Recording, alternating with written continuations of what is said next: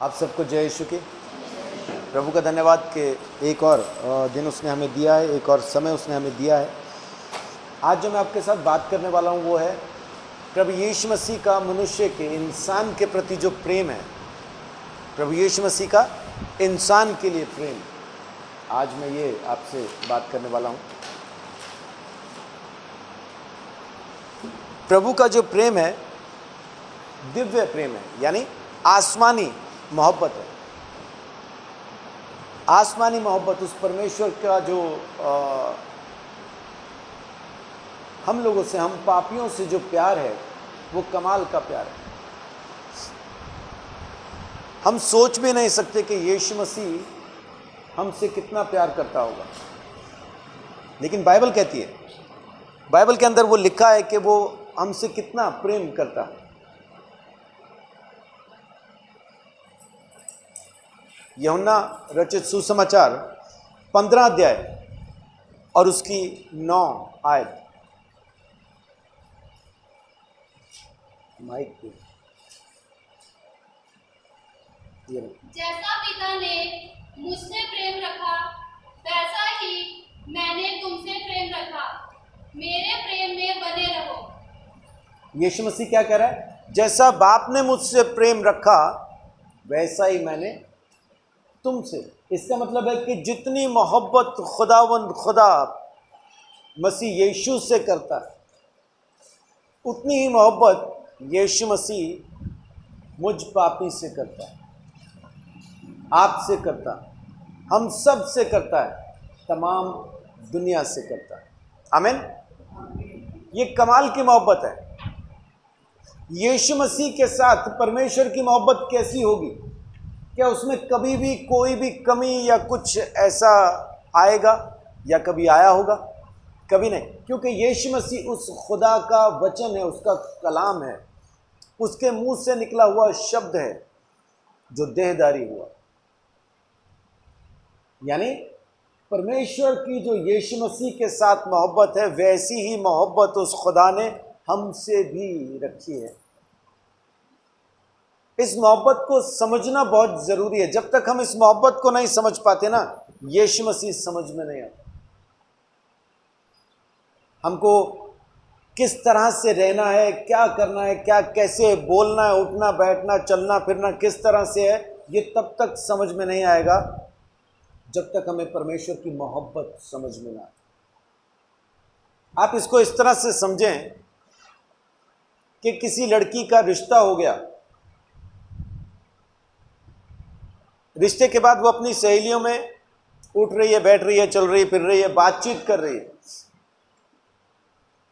लेकिन अगर by chance वहीं पे उसका होने वाला पति भी आ जाए तो क्या उसका रवैया, उसका बर्ताव वैसा ही रहेगा जैसा पहले था, या कुछ बदल जाएगी? बदल जाएगी। क्या बदलेगा उसके अंदर?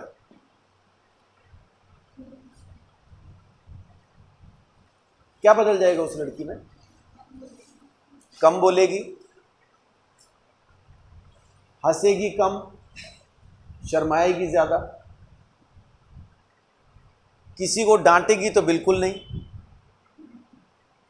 न तेज दौड़ के कूद के कहीं जाएगी, आराम से जाएगी। और उसके पति की, होने वाले पति की हुजूरी में उसको जो काम कह दिया जाए उस वक्त वो बिना किसी सवाल के उसको करेगी। तो ऐसा क्या हो गया? सिर्फ उसका होने वाला पति उस माहौल में है, इस वजह से उसका उठना बैठना चलना फिरना सोचना बोलना सब बदल जाता। कारण क्या?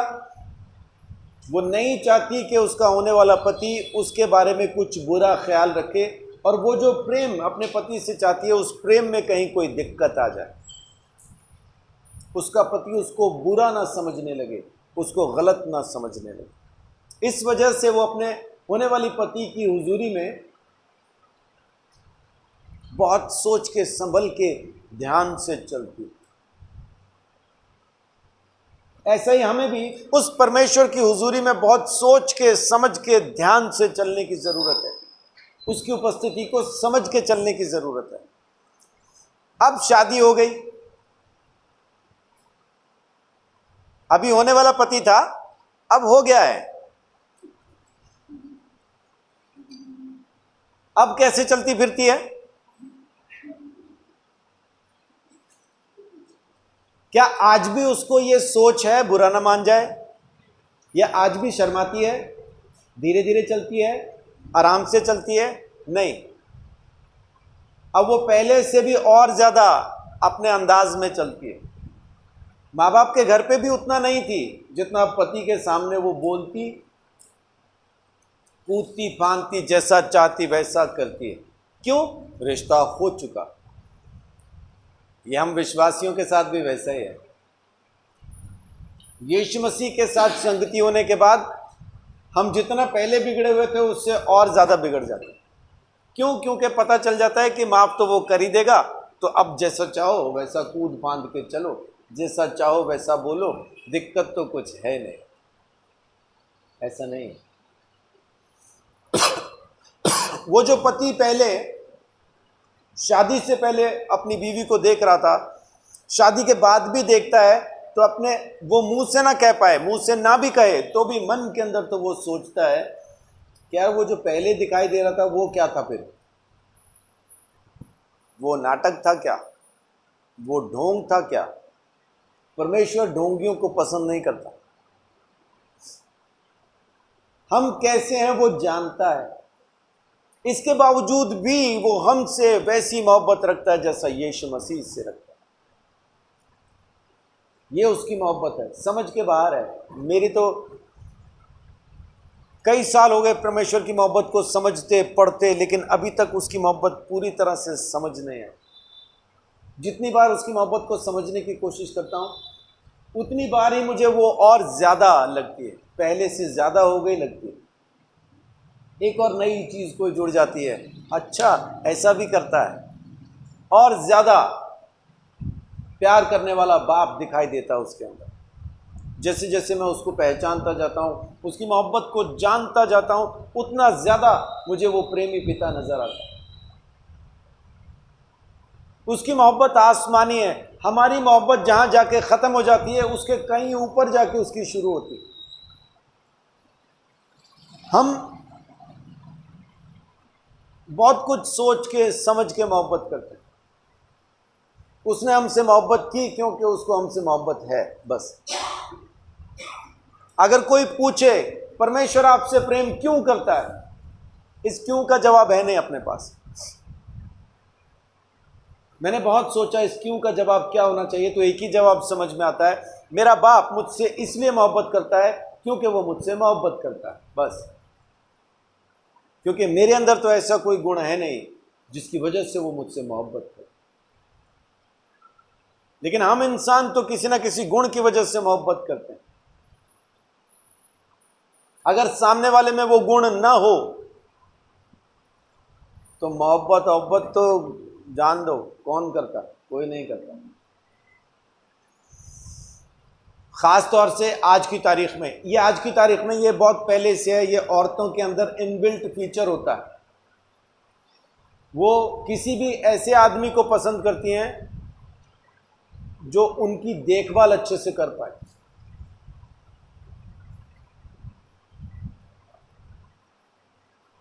उसका खर्चा, रोटी पानी कपड़ा सब उठा पाए, उसी से वो मोहब्बत करती हैं, या कहा जाए उसी से शादी करती हैं। अगर उनको वो ना दिखाई दे उसके अंदर, तो फिर हो सकता है कि वो जो दूसरी एक मिसाल है कि प्यार अंधा होता है, तो वो अंधे प्रेम की शिकार हुई हो या हुआ हो, है ना। वो फिर कुछ समय के बाद शीशा हो या दिल हो, आखिर टूट जाता।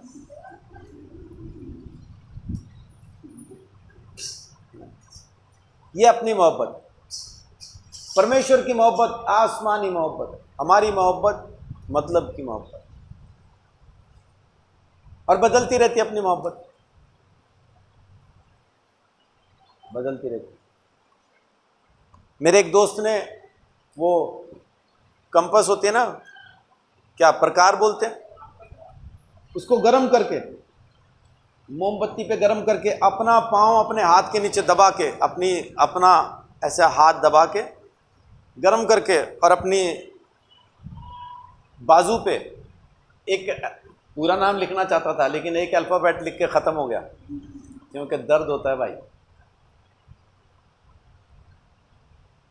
3 महीने के बाद पूछ रहा था, यार तेज़ाब मिलेगा कहीं से? मैंने बोला क्यों, क्या हो गया? कह रहा ये नाम मिटाना। मैं कहा अब दूसरा लिखना कोई। तो अपना ऐसे ही है ना।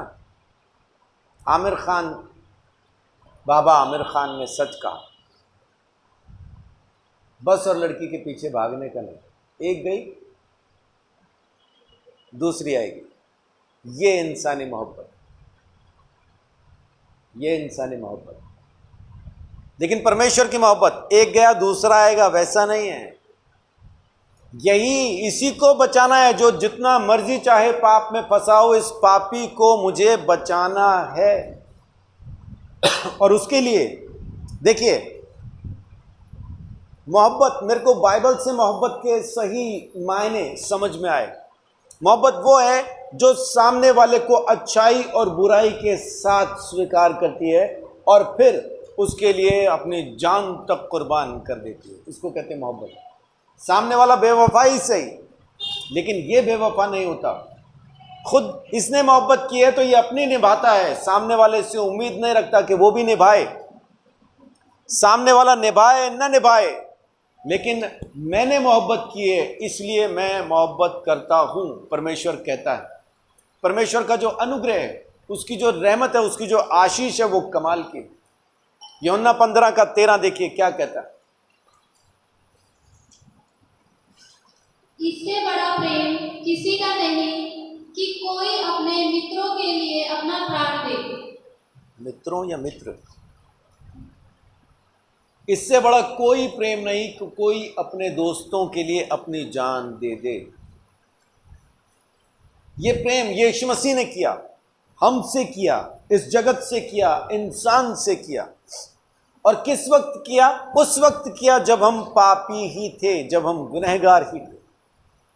उसने ये नहीं कहा पहले सुधर जा फिर उसके बाद मैं तेरे लिए मरूंगा, वैसा नहीं। तू जैसा है मैं तुझसे मोहब्बत करता हूं। कमाल की चीज मालूम क्या है? यीशु मसीह मेरे लिए तब मरा जब मेरे को पता भी नहीं था यीशु है कौन। मैं उसको न जानता था न पहचानता था, लेकिन वो मुझे जानता भी था, वो मुझे पहचानता भी था और मेरे लिए मर गया, मेरे लिए मर गया। ये कमाल की मोहब्बत है, एक तरफा है लेकिन कमाल की है। मेरे लिए अपनी जान कुर्बान कर दी, बलिदान हो गया। किस वक्त? जब मैं उसको पहचानता भी नहीं था। रोमियो 5:8, रोमियो 5:8 कहता है कि वो हमारे लिए तब मरा जब हम पापी ही थे।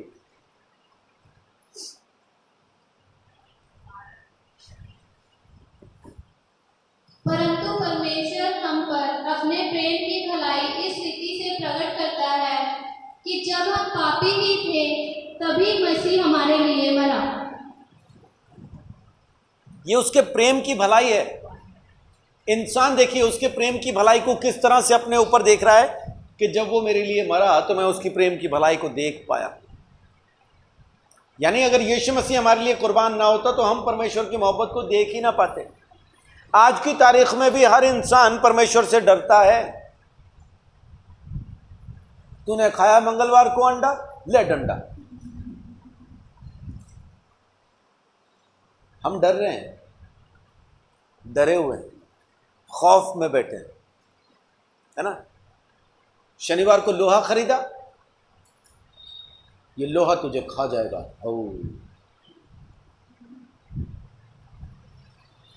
और न जाने क्या क्या, और बहुत सारे वहम हमने पाल रखे। यानी हम ये सोच के बैठे हैं कि परमेश्वर तो हमारे खिलाफ वहां पे बैठा योजनाएं बना रहा है, कैसे मारूं, हम ये सोच रहे हैं।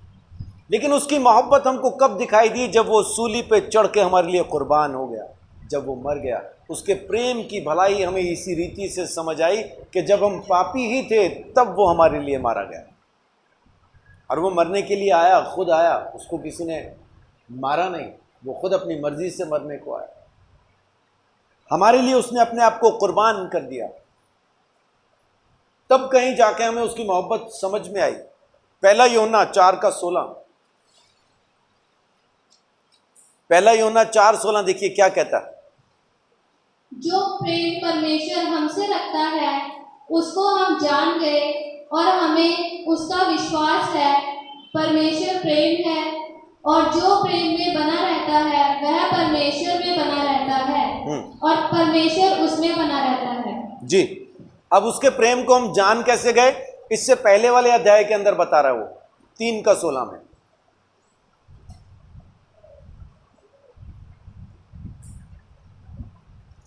हमने प्रेम इसी से जाना है कि उसने हमारे लिए अपने प्राण दे दिए और हमें भी भाइयों के लिए प्राण देना चाहिए।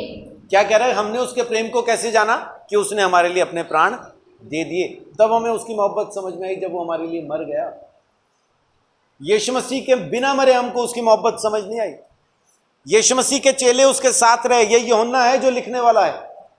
बाइबल कहती है कि यूहन्ना यीशु मसीह का सबसे प्रिय चेला था, सबसे ज्यादा जिसको वो प्यार करता था। ये वो चेला है जिसके बारे में यीशु मसीह ने कहा अगर ये कभी ना मरे तो तुम्हें क्या टेंशन है। यूहन्ना मरे ही ना कभी तो तुम्हें क्या इस बात की परेशानी है।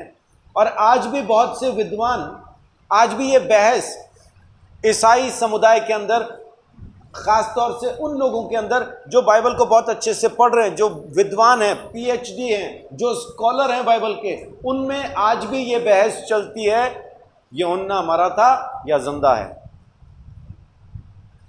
यूहन्ना प्रेरित की मौत अपने को पता नहीं चलती किस तरह से हुई है। तो आज भी बहुत से लोग इस बात से सहमत हैं कि यूहन्ना नहीं मरा। कुछ लोग कहते हैं जी मर गया, कुछ लोग कहते हैं नहीं मरा।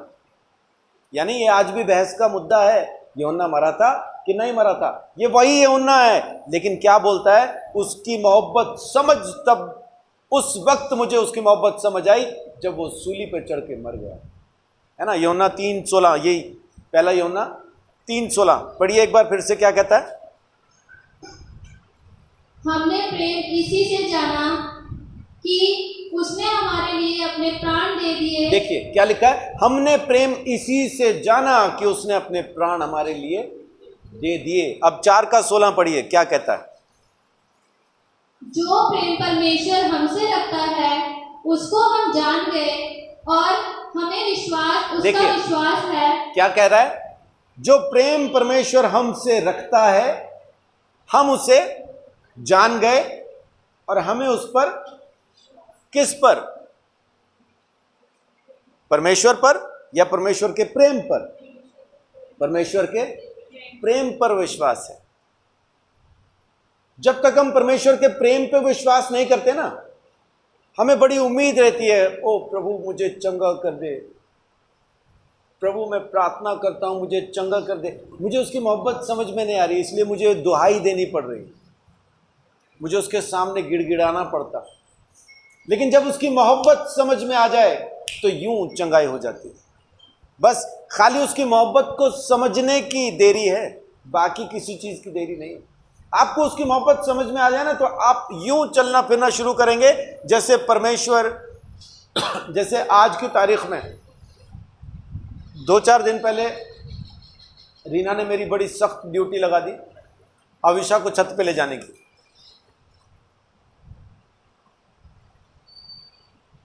छत पे मैंने अविशा को उतारा और बस वो मेरे हाथ से छूटी और डम डम डम डम डम डम डम डम डम डम डम डम डम डम। उनने तो स्पीड पकड़ ली। उसको रोकने के लिए उसके पीछे जाओ तो उसको लगता पकड़ने आ रहे, और तेज भागती थी और भागते हुए यूं लगता था अब गिरी के अब गिरी। मैं वान्या को कह रहा आगे से घेर, पीछे मत भाग, आगे से घेर, तो सामने से वो पकड़ लेती थी। तो मैंने उसको कहा, मैं कहा इसको उठा ले। वो गोद में उठाती थी लेकिन उससे वो फिर यूं छूट के उतर जाती थी। मैंने बोला तूने क्यों छोड़ दिया? तो वान्या की जबान में बोलता हूं, पापा वो निचुड़ के उतर जाती है।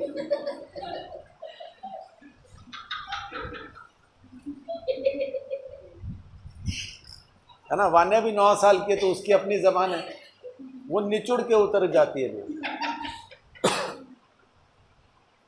उस वक्त मैं उसके पीछे पीछे पीछे पीछे कभी बांधने को कहूं, कभी अब गिरी अब गिरी अब गिरी, आखिर फिर उसको उठा के ले आए हम नीचे। आना नहीं चाहती थी। नीचे लाने का कारण था कि वो ऊपर गिरेगी, चोट खा लेगी। तो जिस तरह से मैं उसके पीछे पीछे भाग रहा था ना, और वो मुझसे आगे आगे भाग रही थी, ऐसा ही आज परमेश्वर और हमारा रिश्ता है। हम अपने शरीर की अभिलाषाओं को पूरा करने के लिए दौड़े चले जा रहे हैं, और परमेश्वर ये देख रहा है कि ये गिर जाएगा, ये आग में चला जाएगा, ये गिर जाएगा आग में। वो पीछे पीछे आ रहा है, लेकिन हम उससे छूट के भाग रहे हैं, हम दूर भाग रहे हैं। पवित्र आत्मा बांधने वाला काम कर रहा है, वो घेर के पकड़ता है हमें, हम फिर निचोड़ के उतर जाते हैं, हम फिर उतर जाते हैं, हम फिर भागते हैं, हम फिर भागते हैं। मैं जो एक बाप के जैसा अविष्य के पीछे भाग रहा था, परमेश्वर भी हमारे पीछे ऐसा ही लगा है। जब आप समझ जाएंगे ना उसकी मोहब्बत को, बाइबल कहती है कि हम उसकी मोहब्बत को जान गए और हम उसकी मोहब्बत पर विश्वास भी करते हैं। तो जब आप उसकी मोहब्बत पे विश्वास करने लगेंगे ना, तब आप में किसी चीज की कमी नहीं रहेगी, क्योंकि तब आप सिद्ध हो जाएंगे। पढ़िए 17 और 18। इसी से प्रेम हम में सिद्ध हुआ कि हमें न्याय के दिन हियाव हो, क्योंकि जैसा वह है वैसे ही संसार हम भी हैं। संसार में हम भी हैं। प्रेम में भय नहीं होता, वरन सिद्ध प्रेम भय को दूर कर देता है, क्योंकि भय का संबंध दंड से होता है, और जो भय करता है वह प्रेम में सिद्ध नहीं हुआ। बाइबल कहती है कि जो प्रेम में सिद्ध है वो दंड के भय से आजाद हो गया। लेकिन आज भी बहुत सारे मेरे जैसे प्रचारक उठते हैं, आज भी आपको डरा रहे हैं, पाप, तुम्हारे पाप की वजह से कोरोना आ गया। हाँ, परमेश्वर बैठा कोरोना ही तो बना रहा हमारे ऊपर भेजने के लिए। अपने बेटे यीशु मसीह को तो उसने बहलाने के लिए भेजा था, हमें खा लिया ना, फंसाने के लिए भेजा था। देखो बेटा भेजा, आओ आओ फंसो फंसो, हम फंस गए। अभी जैसे ही फंसे, अब हमें बीमारियों से मारेगा, एक्सीडेंट से मारेगा, अब हमारे ऊपर वो महामारियां लेके आएगा, और क्योंकि हम जाल में फंस गए ना उसके, इसलिए जैसा चाहे वैसा मारेगा। क्या यही कर रहा है वहां बेटा? ये नहीं कर रहा है। उसने हमें दंड के भय से आजाद किया है। अपना इकलौता पुत्र जिसने हमारे लिए दे दिया, बाकी सब कुछ क्यों ना देगा, जरूर देगा। लेकिन आज भी लोग डरा रहे हैं। क्यों? क्योंकि हम उसके प्रेम को समझ नहीं पाए, उसके प्रेम में सिद्ध नहीं हो पाए। बाइबल कहती है, अभी पढ़ा हमने 1 यूहन्ना 4:16, कि हम उसके प्रेम को जान गए हैं और हम उसके प्रेम पर विश्वास भी करते हैं। तो जब आप उसके प्रेम को जान गए, पहचान गए, समझ गए, तो उस पर विश्वास भी कीजिए कि सच में वो आपसे प्रेम करता है। और तब जब आप उसकी उपस्थिति में, उसकी हुजूरी में उससे प्रेम करते हुए उसके प्रेम में चलना शुरू करेंगे, तो आप सिद्ध हो जाएंगे। फिर कोई चीज़ आपको परेशान न कर पाएगी, फिर सब चीज़ें आपसे परेशान होंगी, आप किसी चीज़ से परेशान ना हो। आमीन, आमीन। हमने परमेश्वर के साथ जो चलना शुरू किया, तब हमारे पास कुछ नहीं था, यानी मैंने कुछ नहीं के साथ उसके साथ चलना शुरू किया, और अब ऐसा कुछ नहीं है जो मुझे उसके साथ चलने से रोक सके। परमेश्वर की उस मोहब्बत को, उसके प्रेम को समझना बहुत जरूरी है। इफिसियों 5:2 भी लगभग कुछ ऐसा ही कहता है।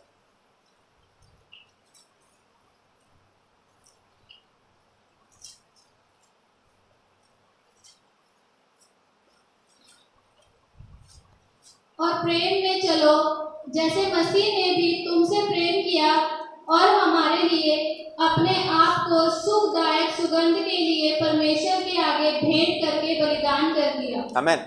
हमारे लिए उसने अपने आप को परमेश्वर के सामने सुखदायक बलि चढ़ा दिया। प्रभु यीशु मसीह का बलिदान जब हम अपने साथ लेके परमेश्वर के पास जाते हैं, तो परमेश्वर प्रसन्न होता है, क्योंकि वो उसके लिए सुखदायक सुगंध वाली बलि है जो हमारे पापों के लिए दी गई है। परमेश्वर उससे प्रसन्न होता है। गलातियों 2:20 में कहता है कि यीशु मुझ में जिंदा है, मैं यीशु में जिंदा हूं। मैं तो यीशु के साथ क्रूस पर मारा गया, अब जो जिंदा हूं तो इसीलिए क्योंकि प्रभु यीशु मुझ में जिंदा है। गलातियों 2:20 देखिए क्या कहता है। मैं मसीह के साथ क्रूस पर चढ़ाया गया हूँ।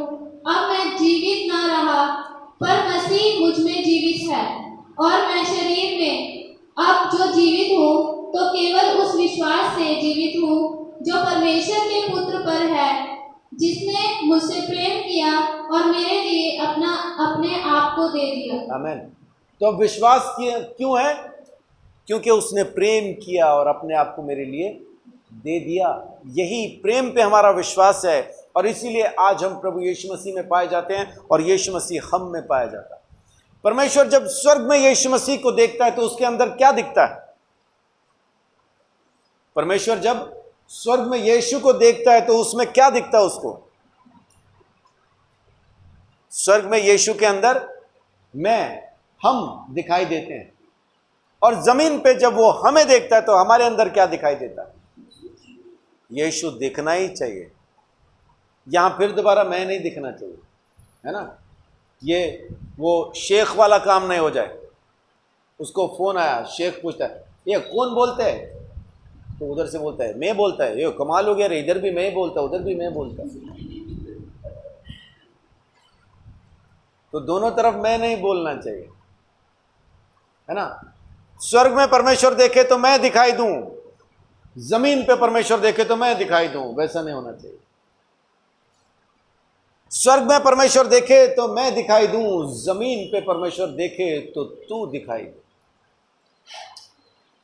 लेकिन अगर जमीन पे भी मैं ही दिखाई दे रहा हूं तो समस्या है, क्योंकि इस मैं का सूली पे चढ़ के मर जाना बहुत जरूरी है। पौलुस कहता है मैं सूली पे मर गया, मुझ में तू जिंदा है, वो जरूरी है। और ये कब होगा? जब हम उसके उस प्रेम पर यकीन करेंगे, विश्वास करेंगे। पता कैसे चलेगा कि मैं मर गया? जब मैं मेरी इच्छाओं को पूरा करना बंद कर दूंगा, जब मुझे मेरे कामों से नफरत हो जाएगी, तब समझ में आएगा मैं मर गया। अब जो अंदर है ये तू है, ये कोई और है, जिसकी सोच अलग है, जिसके विचार अलग हैं, जिसकी बातें अलग हैं, जो कहता अलग है, बोलता अलग है, सोचता अलग है।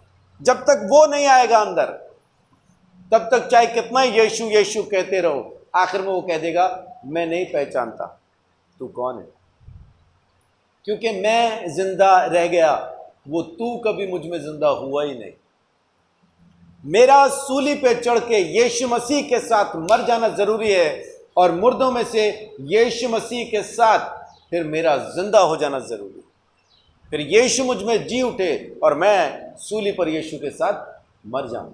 ये बहुत जरूरी है। बिना इसके गुजारा नहीं होगा, बिना इसके गुजारा नहीं होगा। जरूरी है कि हम उस काम को करें। और कमाल की चीज क्या है कि अब हमें कोई परमेश्वर के उस प्रेम से अलग नहीं कर सकता। रोमियो 8:35 कहता है कि हमें मसीह यीशु के प्रेम से अब कोई भी चीज अलग नहीं कर सकती। क्यों नहीं कर सकती? क्योंकि वो मुझसे प्रेम करता है, वो मुझसे प्रेम करता है। 8:35।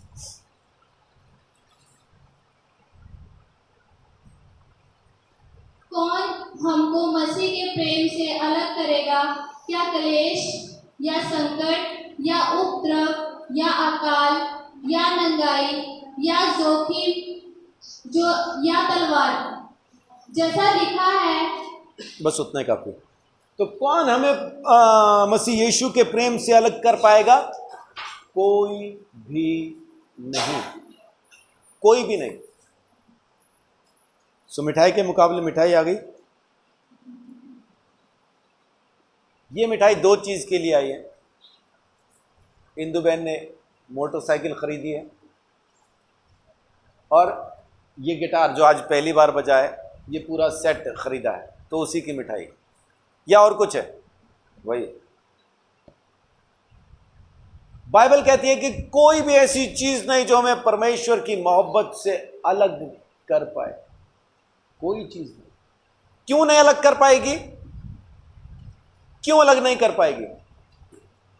क्योंकि मोहब्बत उसने की है, हमने नहीं की। और उसने मोहब्बत की कब थी? जब मैं फुल लुच्चा था।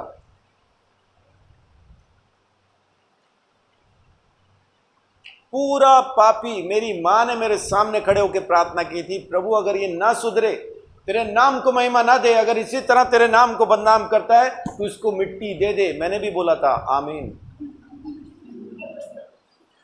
हाँ, मैंने बोला था साथ में। कौन जीना चाहता था? ना कोई मकसद था, ना कोई लक्ष्य था, ना कोई जिंदगी थी। कुछ था तो है नहीं। जीना किसके लिए?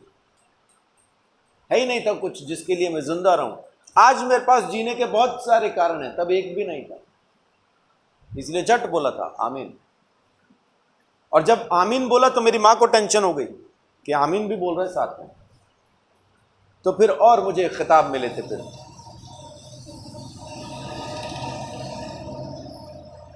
क्यों कोई यीशु मसीह की मोहब्बत से मुझे अलग नहीं कर सकता? क्योंकि उसने मुझ पापी से मोहब्बत की है। आप धर्मियों से मोहब्बत नहीं की है। इस बात को समझने की कोशिश कीजिए। यीशु मसीह ने मोहब्बत की पापियों से। उन्हीं पापियों को वो बचाने के लिए जमीन पे आया। और आज हम यीशु मसीह के द्वारा बचाए जाने के बाद धर्मी बन के उसी के उस आने को बेकार ठहरा के कहते हैं जब तक मैं धर्मी न बन जाऊंगा यीशु मुझे अपने साथ ले जा ना पाएगा। ऐसा नहीं है। उसकी मोहब्बत से मेरे पाप भी मुझे अलग नहीं कर सकते। इसका मतलब यह है कि फिर चलो आओ दोबारा लुच्चे बन जाएं, वैसा नहीं है। अगर उसकी मोहब्बत में, उसके प्रेम में सिद्ध होना है तो ऐसे आप सिद्ध हो पाएंगे कि जब आपको सजा का, दंड का भय ना रहे। और यह कब होता है? जब आपका मन आपको यह कहना बंद कर दे कि तू पापी है, तू गलत है। आपका मन जब इस बात की गवाही देना शुरू करे अब तू ठीक चल रहा है, तो समझ लीजिए कि आप उसके प्रेम में सिद्ध होते जा रहे। पहला यूहन्ना 3:19, ये मेरे को अभी बात करते हुए आयत ध्यान आ गई।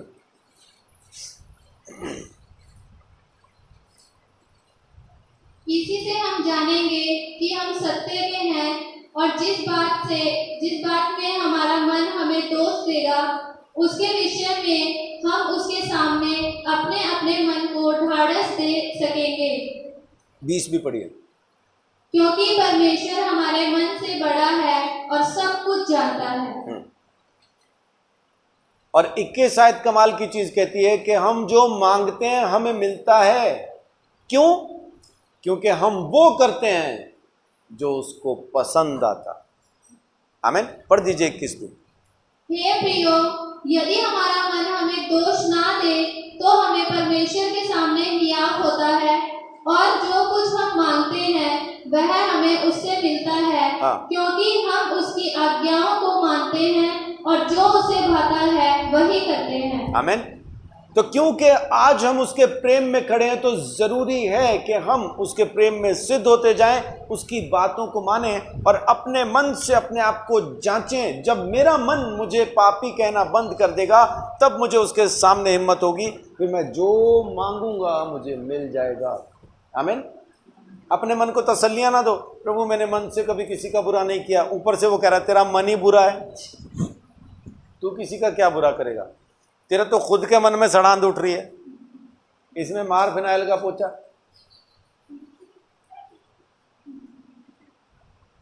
उसे कैसे साफ करेंगे? ये खाली यीशु के प्रेम से, उसके लहू से साफ होता है, मन फिराने से साफ होता है। तो इसका मतलब यह है कि क्योंकि उसने मुझे आजाद कर दिया उस दंड से, तो जरूरी है कि अब मैं अपने आप को उसके प्रेम में सिद्ध करूं। आमीन। देखिए, क्यों कोई हमें उसके प्रेम से अलग नहीं कर पाता? नहीं कर सकता, क्योंकि प्रेम उसने किया है, हमने नहीं, उसने किया है। 4:10 पढ़िए। पहला यूहन्ना 4:10। प्रेम इसमें नहीं कि हमने परमेश्वर से प्रेम किया, पर इसमें है कि उसने हमसे प्रेम किया। आमीन। अब परमेश्वर ने हमसे प्रेम किया है, इसलिए कोई हमें परमेश्वर के प्रेम से जुदा नहीं कर सकता, क्योंकि प्रेम उसका है। उसको जाके मना कर दो कि मुझसे मोहब्बत करना बंद कर दे, तो वो बंद करेगा। लेकिन शैतान आज भी जाके उसको समझा रहा है, देख कितना खराब है, देख कितना लुच्चा, देख कितना बेकार आदमी है। यीशु मसीह उसकी सुनता नहीं।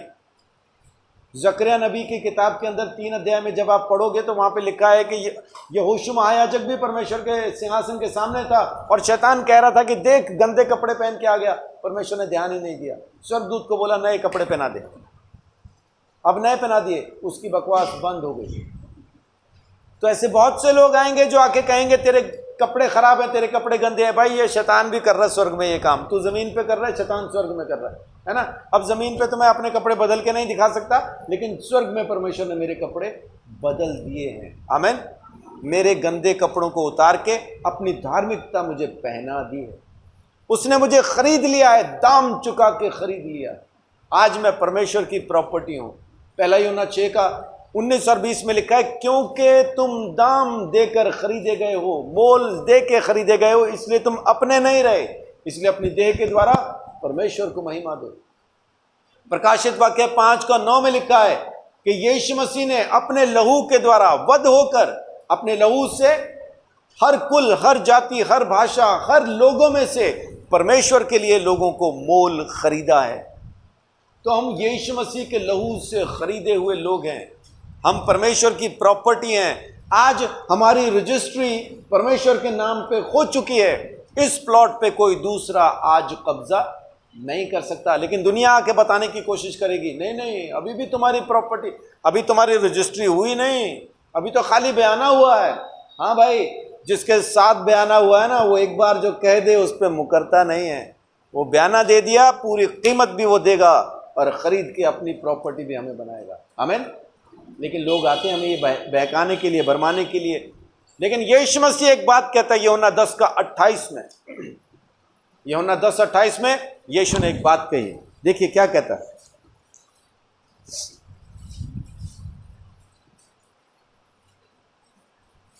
और मैं उन्हें अनंत जीवन देता हूँ, वे कभी नष्ट ना होंगी और कोई उन्हें मेरे हाथ से छीन ना लेगा। आमीन। कोई उन्हें मेरे हाथ से छीन न लेगा। किसी के बाप में इतनी औकात नहीं कि उस छिदे हुए हाथ में से मुझे छुड़ा के लेके जा सके। आमीन। यीशु मसीह ने मुझे थाम रखा है, मैंने यीशु को नहीं थामा। 15:16 में यीशु कहता है, मैंने तुम्हें चुना, तुमने मुझे नहीं चुना। मैंने तुम्हें चुना और नियुक्त भी किया है ताकि तुम फल लाओ और तुम्हारा फल बना भी रहेगा। और आगे कहता है, मेरे हाथ से तुम्हें कोई छुड़ा न सकेगा। आमीन। हालेलुया। उस परमेश्वर की उस असीम मोहब्बत के लिए, उस कमाल की मोहब्बत के लिए हम प्रभु का धन्यवाद जब चाहे दे सकते हैं और जितना चाहे दे सकते हैं। कभी पूरा नहीं होगा, कभी पूरा नहीं होगा। धन्यवाद, सारी जिंदगी देते रहेंगे, पूरा नहीं होगा। वो मोहब्बत अपनी समझ के बाहर है, सोच के बाहर है।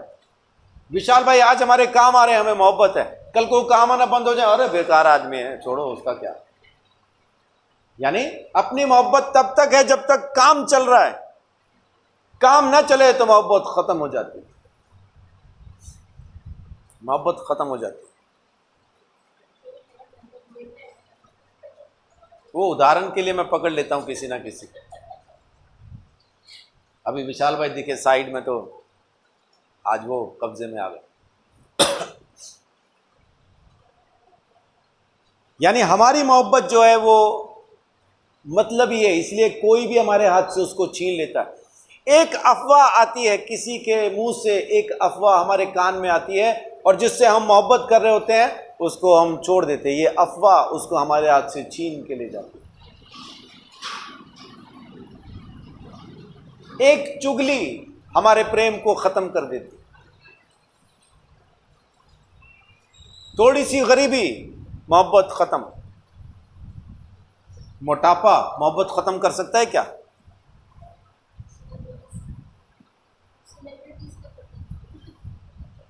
अदनान समी, डबल डक्कर आदमी, उसकी बीवी सिर्फ इसलिए उसको छोड़ के चली गई थी क्योंकि वो मोटा था। लेकिन साथ में अपनी बेटी को भी ले गई जिससे अदनान सामी को मोहब्बत थी। बीवी तो वो दूसरी ले आता, तीसरी ले आता, चौथी ले आता, मुसलमान है, लेकिन बेटी कहां से लाता? वो तो फिर कोई दूसरी होती, ये नहीं होती। उस बेटी को वापस पाने के लिए अदनान सामी पतला हो गया। ये मोहब्बत। लेकिन मोटापे की वजह से तो वो छोड़ के चली गई, तो क्या वो मोहब्बत है? नहीं, मोटापे ने मोहब्बत खत्म कर दी। लेकिन आज की तारीख में उसकी बीवी ये कहती होगी, मैंने तो इनको पतला होने के लिए, ये इंस्पायर करने के लिए मैं गई थी, ना पतला होता तो आ रही थी क्या वापस? नहीं आ रही थी। आज तो वो कह रही होगी ऐसा, है ना? अपन भी सुन के तालियां बजाएंगे, देखो कितनी अच्छी बीवी है ना, पतला करने के लिए कितना बड़ा कदम उठाया। वो नहीं होता पतला, कभी लौटती नहीं थी, वो कदम उठा ही रहता वापस नहीं आता। लेकिन यीशु मसीह ने जो हमें थाम लिया है, तो हमें उसकी मोहब्बत से कोई अलग नहीं कर सकता, क्योंकि वो हमसे ऐसी मोहब्बत करता है। और कमाल का बाप है मेरा, कमाल का बड़ा भाई है मेरा, कमाल का सहायक है मेरा, कि अफवाहें सुनता नहीं, चुगलियां सुनता नहीं, ध्यान नहीं देता चुगलियों पे, अफवाहों पे। जाके आज भी बता रहा होगा कोई मेरे बारे में, सुनता ही नहीं, बोलता रहे, बकता रहे, सुनता ही नहीं। लेकिन हमारे पास चुगली सुनने के कान है, वचन सुनने के कान नहीं। वचन एक ही वचन को 100 बार बताओ तो शायद 1% समझ में आता है। चुगली खाली एक बार बोल जाओ, सारी जिंदगी याद रहती है, वो नहीं भूलती। वचन पूछो पिछले संडे क्या बताया था, था वो अच्छा था, बहुत अच्छा था, मेरे को याद है, अंदर घूम रहा है, बाहर नहीं आ रहा, आएगा भी नहीं, वो घूमता ही रहेगा अंदर, है ना? वो अंतरिक्ष में चला गया है, वो बाहर नहीं आएगा, अंदर ही घूमता रहेगा, है ना? वो नहीं आएगा। लेकिन चुगली ये कह के अंदर डाली जाती है, बाहर ना निकालना, लेकिन उसके जाते निकलना शुरू हो जाती है, ये भी गई। पूरे मोहल्ले में जब तक बता ना दें तब तक पेट की गैस खत्म नहीं होती, है ना? पूरे मोहल्ले में।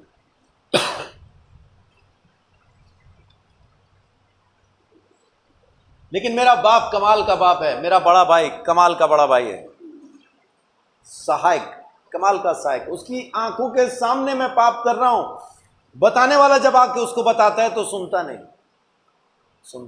उसने देखा है मुझे पाप करते, लेकिन जब कोई बता रहा होता तो उसके साथ सहमत नहीं होता। हाँ वो ऐसा ही है, सहमत नहीं होता। सहमत ना होने के लिए क्या करता है? सुनता ही नहीं, बोलते रहो, सुनता ही नहीं, अपनी कहता है, उसकी नहीं सुनता, अपनी कहता है। वो कह रहा है गंदे कपड़े पहन के आ गया, सुन ही नहीं रहा। स्वर्गदूत को कह रहा है नए कपड़े पहनाओ, वो कुछ और कह रहा है, ये कुछ और कह रहा है। इसका मतलब मोहब्बत यीशु मसीह ने मुझ पापी से की है, मैंने यीशु से नहीं की है।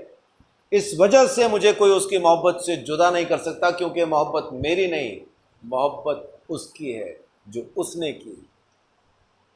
अगर मैंने की होती तो शायद मैं छोड़ देता, कुछ और पूजने लगता, कहीं और चला जाता। ये काम पूरा नहीं हुआ, चल वहां चला जा, वहां से पूरा नहीं हुआ, चल वहां चला जा, है ना? दरवाजे भटकने वाला मैं फिर दोबारा दरवाजे भटक जाता। लेकिन मोहब्बत उसने की है, वो मुझे नहीं छोड़ता, ना ही कोई मुझे उसके हाथ से छुड़वा सकता। और बाइबल कहती है कि यीशु मसीह युगान युग एक सा ही था, एक सा ही है, एक सा ही रहेगा, वो नहीं बदलेगा। आमीन। यानी उसकी मोहब्बत पे मैं यकीन कर सकता हूं कि वो आज भी ऐसी है, कल भी वैसी थी और सदा तक वैसी ही रहेगी। वो मुझे नहीं छोड़ेगा, बस मुझे उसको थामे रहना है, उसकी मोहब्बत पे यकीन करना, विश्वास करना है। देखिए चेलों के बारे में क्या कहता है यूहन्ना 13:1 में क्या लिखा है। और ये वो टाइम है जब वो मरने वाला, अपने चेलों के हाथ, अपने चेलों के पांव धोने पे है अभी वो। फसह के पर्व से पहले जब यीशु ने जान लिया कि मेरी वह घड़ी आ पहुंची है कि जगत छोड़कर पिता के पास जाऊं, तो अपने लोगों से जो जगत में थे जैसा प्रेम वह रखता था, अंत तक वैसा ही प्रेम रखता रहा। अंत तक वैसा ही प्रेम रखा और वैसा ही रखेगा। इब्रानियों 13:8।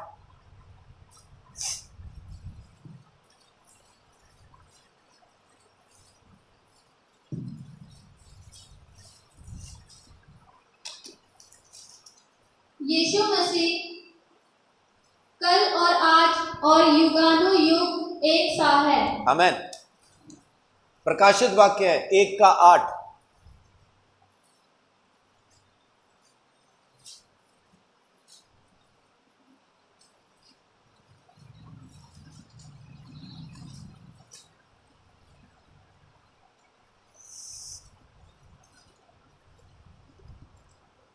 प्रभु परमेश्वर जो है और जो था और जो आने वाला है, जो सर्वशक्तिमान है, यह कहता है, मैं ही अल्फा और ओमेगा हूँ। आमेन।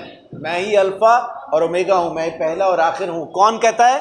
जो था, जो है, जो आने वाला है और जो सर्वशक्तिमान है, वो कहता है कि मैं शुरू और आखिर मैं हूं। ए टू जेड मैं हूं, अल्फा और ओमेगा मैं हूं। आमीन। वो परमेश्वर, उसका वायदा कहता है न छोड़ेगा, न छोड़ेगा, अकेला कभी न छोड़ेगा। तूफानों में साथ है, मैदानों में साथ है, जंग अपनी वो खुद ही लड़े, निशानों में साथ है, न छोड़ेगा, न छोड़ेगा, अकेला कभी न छोड़ेगा। कभी नहीं, कभी नहीं, कभी नहीं, कभी नहीं छोड़ेगा। आमीन। वो सच में नहीं छोड़ेगा। उस परमेश्वर की मोहब्बत के लिए, उसके अनुग्रह के लिए, उसकी दया के लिए, उसकी आशीष के लिए परमेश्वर का धन्यवाद कि सच में वो हमें कभी भी नहीं छोड़ेगा। परमेश्वर आप सबको बहुत आशीष, बड़ी बरकत दे। जय यीशु।